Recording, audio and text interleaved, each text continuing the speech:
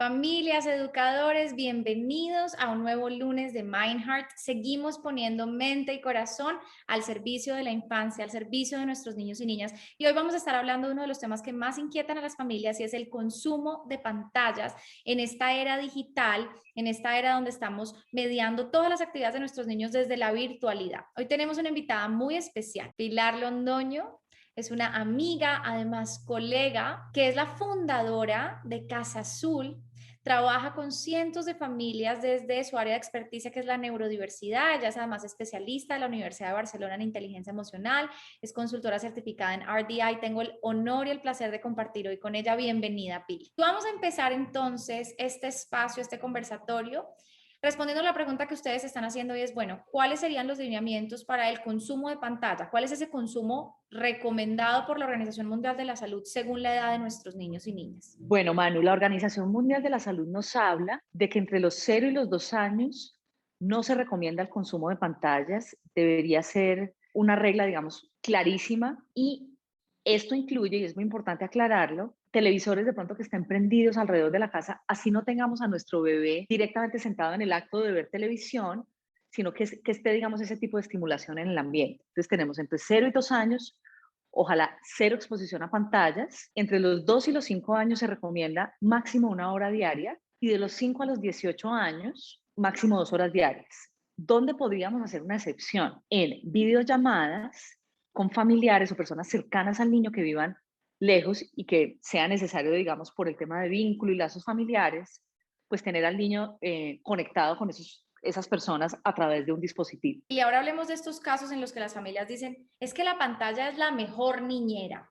Un niño se queda enganchado en su iPad jugando, viendo una película y se queda completamente inmóvil, estático, concentrado, enfocado. Es como si lo hipnotizara todo ese material allí digital, virtual. ¿Cuáles son las repercusiones de esto? Es muy importante entender que la tecnología y los dispositivos electrónicos son una herramienta, no un juguete. Y podemos de alguna manera tratar de justificar con el hecho de que son aplicaciones educativas, pedagógicas que le enseñan a los niños, justificar ese consumo exagerado de pantallas, porque a lo mejor no estamos viendo las implicaciones que tiene en otras áreas del desarrollo, y eso es lo que quiero que aclaremos, qué es lo que los niños están dejando de hacer cuando pasan tiempos prolongados en estas pantallas, cuáles son las habilidades que están dejando de ejercitar y que van a tener un impacto bien importante en su desarrollo socioemocional. Los niños, sobre todo en los primeros 7 años de vida, gran parte del motor de su desarrollo tiene que ver con esa estimulación de su sistema sensoriomotor. Cuando hablo de sensoriomotor me refiero al movimiento del cuerpo y a toda la información que ellos reciben a través de los sentidos. Las pantallas y los dispositivos electrónicos tienen la particularidad de generar una sobreestimulación a nivel visual y auditivo, pero el niño está muy sedentario, muy quieto, hace que el niño se sobrecargue muchísimo por las luces, los sonidos a nivel auditivo y visual. No hay que ser integrador sensorial, ni terapeuta, ni experto para reconocer esto en la vida diaria, para que el sentido común nos muestre que este exceso de imágenes, de sonidos, de información, digamos, que entra por estos dos canales de forma tan fuerte, y sobre todo lo que el niño se está perdiendo de experimentar a través de otros canales sensoriales, de su movimiento, de la organización de su cuerpo, de hacer fuerza, de coordinar, pues tiene un impacto negativo también en la autorregulación y en el desarrollo sensorial y motor de los niños. Por este tema del sedentarismo, Pili, entonces esas necesidades de movimiento salen como en una olla a presión. Yo puedo tener un Sí, niño jugando 2 horas completamente estático y concentrado, pero después de esas 2 horas, esa necesidad que no se suplió en ese tiempo de descarga motora va a salir como una válvula de escape en un niño completamente eléctrico, completamente desregulado, más agresivo, con pesadillas, con terrores nocturnos. Una recomendación que yo hago, Pili, desde la clínica y por mi experiencia con chiquitos en terapia, es si yo tengo un niño muy agresivo, si tengo un niño que no está logrando conciliar el sueño o que está teniendo muchas pesadillas, eliminen el consumo de pantalla. Hagan un ejercicio, ¿sabes? Como una dieta donde voy a eliminar consumo completamente para ver si hay un cambio en el sistema nervioso. Vamos a trabajar otras áreas, obviamente, pero esa es una de los que causan un efecto específicamente en el sueño y en la regulación emocional. Y con esto que nos estás diciendo, Pili, es fundamental también explicar a los papás por qué vemos que nuestros niños cada vez piden más y más y más pantalla. Y porque hay tanta resistencia cuando ya está instaurado el hábito de consumir celular, consumir televisión, iPad y demás, cada vez lo piden en sus tiempos libres y están reemplazando ese juego, por ejemplo, al aire libre por pantalla. ¿Por qué sucede eso con los niños? Porque cada vez quieren más pantalla. Bueno, Manu, esto tiene que ver con un proceso que ocurre a nivel cerebral y voy a explicarlo de una manera muy sencilla de entender. Nosotros tenemos una hormona llamada la dopamina que se produce en situaciones donde experimentamos algo placentero. Por ejemplo, cuando nos comemos una torta de chocolate deliciosa. Hay una sensación de esta hormona que nos hace sentir bien. Las pantallas, los videojuegos están diseñados de tal manera que van generando unas descargas de esta sustancia en el cerebro de los niños y hay una sensación de gratificación inmediata que es muy agradable para el niño. ¿Cuál es el asunto aquí? Que en la medida en que el niño está expuesto a la liberación de esta dopamina, cada vez la necesita en dosis más altas y va a necesitar tiempos más prolongados en la pantalla para experimentar la sensación. Por eso vemos que ellos cada vez quieren más y que es muy difícil desprenderse de ese estímulo que les produce tanto placer para ir a hacer otro tipo de actividades que posiblemente no tengan un sistema de gratificación tan inmediato como lo tienen las pantallas. Incluso los adultos sentimos eso cuando estamos frente a las pantallas, de alguna manera. Siento que no es una experiencia ajena para nosotros los adultos tampoco. El asunto es, el niño por madurez cerebral no va a tener la capacidad de autorregular esos tiempos y de entender, como entendemos los adultos, que la torta de chocolate es deliciosa, pero que yo me puedo comer tal vez una porción a la semana. No me la puedo comer 3 veces al día, así se sienta muy bien. Salió una noticia hace 4 días que en China restringieron el consumo de pantallas para los niños menores de edad a 3 horas a la semana. El gobierno de China está muy preocupado y están empezando a ver este tema del acceso de los niños a la tecnología como un problema de salud pública y a tomar medidas pertinentes al respecto. Yo pienso que nos estamos moviendo hacia unas regulaciones que van a empezar a ser inclusive desde los gobiernos y desde las personas que están preocupadas por primera infancia, para evitar que este tema de consumo de pantallas se empiece a convertir en una adicción, porque ya existe la adicción a los videojuegos y a las pantallas como un diagnóstico y como un problema que estamos viendo que está afectando muchísimo a nuestros niños y niñas. La función del adulto es precisamente servir de autorregulador externo con este tipo de sensaciones que los niños experimentan. Y es muy importante para nosotros entender lo que está pasando en su cerebrito, porque es una cosa que está totalmente fuera de su control. Y aquí viene un tema muy importante, Manu, y es cómo establecemos esos tiempos y organizamos y legalizamos los tiempos de consumo de pantallas, porque aquí no estamos hablando de que la tecnología hay que satanizarla o prohibir. Forma parte de nuestra vida, forma parte del mundo de los niños, porque además el colegio, la escolarización está muy mediada por la virtualidad y por la tecnología y va a ser importante que lo manejen como una herramienta, pero que sepan de alguna manera combinar y tener otro tipo de estímulos que son importantes en su desarrollo. Entonces, dicho esto, aquí la idea es aclarar que es nuestra función controlar la cantidad, calidad, frecuencia e intensidad con la que los niños hacen las pantallas. El niño necesita saber a qué horas y por cuánto tiempo va a poder tener acceso a la tecnología. Entonces, el uso de un timer o de un reloj de arena, que me parece importante que los muestres allí, que el niño pueda ver cómo transcurre el tiempo y que yo le pueda anticipar mucho mejor, va a ser una herramienta que nos va a ayudar muchísimo a que estas transiciones de soltar la pantalla y pasar a otra actividad sean transiciones un poco más tranquilas para el niño. Entendiendo que la responsabilidad es del adulto. Si hay familias, Pili, que nos han dicho cosas como, ah, pues yo le dije que solo media hora y míralo, míralo, ahí lleva 5 horas viendo todavía pantalla. Esa no es una decisión que yo dejo en manos del niño, porque yo soy el adulto que tiene que mantener esos límites. Y entonces mantengo esos límites con herramientas como estas, donde yo le puedo mostrar al niño cuando caiga la arena será hora de apagar, cuando la franja de este reloj cierre será hora de apagar el televisor o dejar de jugar con la tablet. Porque para un niño entre los 2 y los 5 años es muy difícil saber en su mente cuánto es media hora. Y llevar ese rastreo mental del tiempo de saber, bueno, ya llevo más o menos 15 minutos, ya casi va a llegar mi mamá a apagar el televisor o a quitarme la tablet. Ese es un proceso que los niños todavía por madurez no hacen. Y parte de la frustración tiene que ver con que apagamos o retiramos el dispositivo de forma sorpresiva para el niño y eso los irrita. Un ejemplo que a mí me encanta es un ejemplo donde quiero que piensen que ustedes son amantes del fútbol y están viendo un partido y están en la parte de los penaltis ¿Y qué pasa si en ese momento llega su pareja y les dice, mira, amor, es hora de irnos, ya te apago el televisor? ¿Ustedes qué van a hacer? Se irritan, se molestan. ¿Cómo se te ocurre? Espérate un momento, dame más tiempo. Es que ya es natural que los niños cuando están absortos en el juego, además en el juego en pantalla, que ya vimos que libera dopamina en ese circuito de recompensa, y entonces quiero más, quiero más, quiero más, es normal que los niños se frustren. Por eso anticipamos. Te queda tanto tiempo, mira el reloj de arena, la arenita ya se va a caer del todo. Y finalmente, cuando se cumple el tiempo, cae todo el reloj de arena, se cierra completamente la franja de este temporizador, es ahí donde yo me aseguro que la norma se cumpla y acompaño la frustración de mi hijo.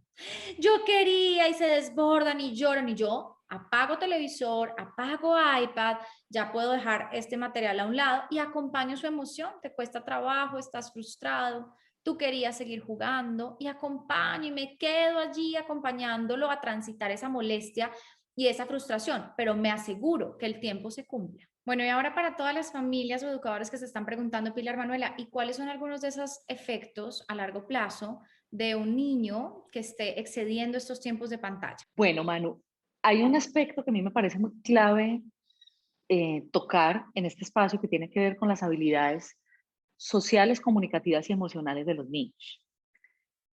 Los dispositivos electrónicos, las aplicaciones, los videojuegos, así los niños jueguen en línea con otros niños y en teoría estén socializando, así sean aplicaciones muy educativas y con una finalidad de enseñar, nunca van a reemplazar la experiencia que tiene un niño en la interacción humana. Y la interacción humana tiene una variable muy, muy interesante y es que nos ofrece un escenario muy dinámico de aprendizaje, porque predecir el comportamiento de otro ser humano, de cuando juegas con papá, con mamá, con tus hermanos, con amiguitos, con pares, no es un escenario donde esa interacción ocurra siempre de la misma manera. Entonces, precisamente esa parte dinámica hace que los niños practiquen muchísimo habilidades que tienen que ver con flexibilidad, con notar las emociones, las intenciones del otro, con hacer ajustes y acomodarse para que el juego continúe, con experiencias como perder y tener que volver a empezar, experiencias como encontrarse con pequeños problemas y tener que colaborar y trabajar en equipo con alguien para poder resolver ese problema. Muchas de las horas que pasamos, digamos, los seres humanos en nuestros primeros, diría yo, 10 años de vida, son horas de vuelo y práctica en esto. Y hay una realidad muy, muy grande aquí, Manu, y es la pandemia nos puso una situación muy desafiante a las familias porque el consumo de pantallas se incrementó, el poder acceder a escenarios sociales por un tema, digamos, de salud pública empezó a ser muy limitado para los niños y a veces sentimos que el dispositivo puede, si yo elijo las aplicaciones adecuadas o permito que el niño juegue con otros niños, reemplazar estas habilidades sociales. La realidad es que nunca va a ser igual. La realidad es que las destrezas sociales y emocionales son, para mí, habilidades de supervivencia para la vida adulta, son supremamente importantes y no podemos pretender, digamos, por dándonos un poquito justificaciones, explicaciones, que un dispositivo electrónico o un videojuego reemplace lo que esas horas de interacción humana hacen en el cerebro, en las emociones, en el sistema nervioso y en el cuerpo del niño, que van a ser decisivos para su autorregulación, su buen desempeño social y su capacidad de enfrentarse al mundo, que es un mundo dinámico, cambiante, donde hay que resolver problemas y tolerar frustración todo el tiempo. Incluso el Instituto Nacional de Salud de los Estados Unidos hizo un estudio longitudinal para descubrir cuál era ese impacto o el efecto que podía tener la exposición a pantallas en el cerebro apenas en desarrollo de un niño o de una niña. Descubrieron que los niños y niñas que pasaban más de 2 horas diarias expuestos a pantallas tendían a tener un puntaje menor en pruebas cognitivas y pruebas de lenguaje. Y descubrieron que los niños y niñas que pasaban más de 7 horas diarias expuestos a pantallas tenían comprometida el desarrollo de la zona prefrontal del cerebro, de los lóbulos prefrontales, que es nuestro cerebro pensante y brillante, donde está el control de impulsos, la flexibilidad, la anticipación, la planeación. Pili, ¿y qué le podríamos contar a las familias que dicen, pero es que yo le pongo pantallas todo el día para estimular el lenguaje? El lenguaje y comunicación son dos cosas distintas. A mí me parece que esto es muy importante hacer la salvedad y la diferencia. Lenguaje es lo que yo digo, es la parte, digamos, expresiva, las palabras, las frases, cómo pronuncio los fonemas, cómo articulo, cómo armo las oraciones. Esa es una parte de la comunicación, pero la comunicación en un 80% ocurre en un plano mental y no verbal. ¿A qué me refiero yo con eso? Lo que nosotros decimos y lo que el otro dice conforma un pequeño porcentaje de lo que está ocurriendo en esa comunicación, pero hay un gran paquete de información y de significado que viene del tono de voz de la persona, de los gestos, de su cara, de su postura corporal, de su entonación. Yo puedo decir la misma palabra y si yo cambio la mirada, la posición de mis manos, el gesto, el significado es completamente distinto. Entonces mira que el lenguaje como tal, la repetición de palabras, aunque es importante, es una parte mínima de esa comunicación. Una pantalla nunca le va a poder dar al niño esa retroalimentación de doble vía para que el niño entienda que hablar es un proceso de conectar con la experiencia, la emoción y la mente del otro. Y esa es la parte realmente más importante en la comunicación cuando un niño tiene desafíos comunicativos. La terapia le va a ayudar a aprender a hablar, seguramente algunas aplicaciones van a estimular esto, pero la única manera de aprender realmente a comunicarse de una forma efectiva es practicándolo con otra persona. Y yo creo que eso es fundamental porque a veces está la noción de si yo le pongo una película todo el día y le dejo el televisor prendido, entonces va a estar aprendiendo muchísimas palabras y una cosa es codificar ese vocabulario, pero otra es lograr adaptar ese vocabulario a la vida real, al contexto, a un interlocutor, a un otro y poder tener esa comunicación de doble vía. Entonces la pantalla no nos permite realmente esa comunicación efectiva de la que tú hablas. Cuando los niños tienen mucha rigidez de pensamiento, estos chiquitos que son muy monotemáticos, muy solamente interesados como en un rango restringido de juegos o de personajes, que les cuesta hacer transiciones, que les cuestan los cambios. Ese también sería un factor a tener en cuenta para reducir un poco el consumo de pantallas, porque lo que pasa con las pantallas es que el niño al tener 100% del control, normalmente tiende a generar unos patrones muy estáticos y muy repetitivos. Incluso hay familias que a mí me reportan, ve el mismo video siempre o un segmento del video, lo ve, lo retrocede, vuelve y lo ve, lo retrocede, y esto va alimentando como esta manera muy rígida de jugar, de comportarse, porque hay una sensación absoluta de control.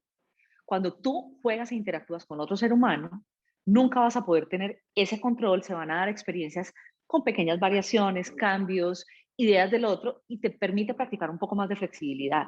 Entonces, para niños muy rígidos, es importante también que ese consumo de pantallas esté mucho más medido, porque va a fomentar unos patrones de juego que no le van a ayudar al niño a ejercitar habilidades de flexibilidad, de explorar, de experimentar nuevos juegos y nuevas actividades. Hay unas señales de alerta claves que nos vayan a ayudar a reconocer que aunque estemos tratando de seguir los lineamientos de la Organización Mundial de la Salud, de los tiempos recomendados para cada edad, algunos niños con estos tiempos siguen presentando comportamientos que nos muestran que hay que seguir en la tarea de reducir esos tiempos de exposición a pantallas. Las señales de alerta son las siguientes. Niños que están siendo incapaces de balancear el tiempo en pantallas con sus interacciones sociales, es decir, cuando acaba el tiempo en pantallas, al niño le cuesta mucho trabajo disfrutar, motivarse por jugar y por interactuar con sus hermanos, amiguitos o con las propuestas que hacen papá y mamá, y tiene el tema de las pantallas permanentemente metido en su cabeza y no puede como salir de ahí. Niños que demuestran irritabilidad extrema y comportamientos agresivos extremos en el momento en que las pantallas son removidas o se suspende, digamos, el consumo porque ya cumplieron el tiempo. Si vemos que estas explosiones son fuertes, intensas y muy difíciles de manejar para el adulto y realmente tienen al niño como en un momento de mucho desgaste y sufrimiento, pues tenemos que revisar qué está pasando ahí. Cuando los niños empiezan de manera muy consistente a ver el mundo a través del lente de la aplicación, el videojuego o algún personaje. Cuando vemos estos niños que en el tiempo fuera de pantalla están permanentemente recordando o jugando o rememorando, repitiendo frases de un videojuego en particular o de una aplicación o de algo, porque esto significa que están realmente demasiado metidos en este interés muy específico y no les está permitiendo hacer esa exploración natural de ampliar intereses que es tan importante en la infancia. Cuando los niños exhiben patrones de dificultad para conciliar el sueño, que esto ya lo habíamos hablado anteriormente, ese es un indicador bien importante. Cuando tenemos niños que realmente tienen desafíos importantes en la interacción con pares, que les está costando mucho socializar, tenemos que revisar cuánto tiempo están pasando en las pantallas. Cuando vemos situaciones donde necesitan la tecnología para tranquilizarse, no encontramos otras maneras distintas de ayudar a ese niño a regularse, sino simplemente se calman con la tecnología. Y cuando de manera muy insistente y muy persistente piden y piden la tecnología en su tiempo libre, cuando hay propuestas interesantes de otro tipo de actividades que podrían estar haciendo. Y para cerrar este video, ya nos queda claro cuáles son esos efectos, esa repercusión que puede tener exceso de pantalla en el cerebro del niño, pero muchos de ustedes se están preguntando, entonces, ¿qué lo pongo a hacer si no va a estar en el iPad o si no va a estar viendo televisión? ¿Qué opción me queda? Bueno, Manu, aquí me gustaría darles 3 recomendaciones que yo pienso que a los papás nos ayudan a tener esas opciones, porque claramente el escenario en el que el niño está en el dispositivo y yo tengo la posibilidad como adulto también de hacer mis cosas, es un escenario de una zona de confort para todos. Y necesitamos movernos de esa zona de confort por el bienestar y el desarrollo de nuestros niños y niñas. La primera recomendación es, a veces los niños se van quedando cortos de ideas sobre qué jugar y se les va volviendo como paisaje los juguetes que tienen disponibles en su cuarto de juegos o que están muy visibles para ellos. Una estrategia que a mí me ha funcionado bien es tener una cosa que se llame la caja de tiempo libre. Es una caja con objetos distintos donde podemos incluir objetos del interés del niño, puede haber juguetes sensoriales, cosas para amasar, rompecabezas, de pronto un par de carritos o de muñecas o de juguetes de preferencia del niño que no estén todo el tiempo disponibles para él, sino que lleguen en momentos donde él diga, no sé qué hacer, estoy aburrido. Y eso lo que permite es que el niño tenga ideas y pueda tomar decisiones de manera pues más fácil que estar viendo de pronto los mismos juguetes de los que ya está un poco cansada. A mí también me gusta la idea de rotar los juguetes en los niños. Guardemos algunas cosas y dejemos, porque esto no es un tema de tenerles que estar comprando de todo, sino a veces de que ellos extrañen un poco los juguetes que no tenían para que luego los vuelvan a ver y se vuelvan a interesar y encuentren maneras distintas de jugar. Esa es una primera recomendación. Hay una segunda recomendación que es cuando la caja de juguetes de tiempo libre o las propuestas que yo le hago no funcione, permitirles que se aburran un poco. El aburrimiento, primero, es una experiencia que les va a ayudar a nivel emocional y segundo, a veces despierta más la creatividad y la recursividad en los niños. Y sabemos que muchos padres se están preguntando, esto hace sentido, pero yo cómo voy a seguir estas recomendaciones cuando es el colegio el que me está pidiendo que se conecte virtualmente a tomar sus clases. Eso ya se sale de nuestras manos y sobre todo en el contexto de pandemia con la escolarización virtual. Y en ese caso, familias, una recomendación importante es permitirles a nuestros niños y niñas movimiento durante esas clases virtuales. Vamos a permitir que se estimulen, que tengan reguladores sensoriales, que puedan estar amasando algo en sus manos, que puedan tomar sus clases parados, que se puedan sentar en una pelota de yoga, que puedas, por ejemplo, poner una banda elástica en las patas del escritorio para que el niño pueda hacer esa sensación de rebotar con sus pies. Incluso venden escritorios como una bicicleta para que puedan pedalear. Es decir, lo que queremos aquí es integrar el movimiento como un regulador del sistema nervioso en lugar de pretender que el niño se va a quedar sentado estático mirando a la pantalla. Quisiera que antes de cerrar nos contaras dónde te pueden encontrar en redes sociales y que aquellas familias que estén interesadas en explorar más sobre este tema o sobre agresividad infantil, sobre neurodiversidad, sobre inflexibilidad de pensamiento, ¿dónde te pueden contactar? Bueno, Manu, me encuentran en Instagram como @CasaAzulColombia. Casa Azul es una iniciativa que promueve y divulga información sobre neurodiversidad, es decir, niños que tienen características particulares en su desarrollo emocional, social y de flexibilidad de pensamiento, y que incluye diagnósticos como el autismo, el déficit de atención, el desorden de procesamiento sensorial o el síndrome de Down. Si ustedes son familias de un niño con un diagnóstico específico o familias que están batallando más de la cuenta con un niño que es muy rígido, muy repetitivo en su juego, que le cuesta esta parte social, comunicativa y de doble vía, que le cuesta mucho hacer transiciones y cambios, que le cuesta mucho autorregularse en situaciones que parecieran para nosotros como adultos bastante sencillas y que no entendemos por qué este niño de alguna manera explota de una manera tan intensa y no se logra regular, pueden buscarme, escribirme a través de mis redes sociales o de mi correo electrónico pilar@casazul.co porque yo doy asesorías individuales. Nos esperamos en un próximo video de Mindheart. Gracias por estar aquí contribuyendo y sembrando esta semilla de amor a sus niños y niñas.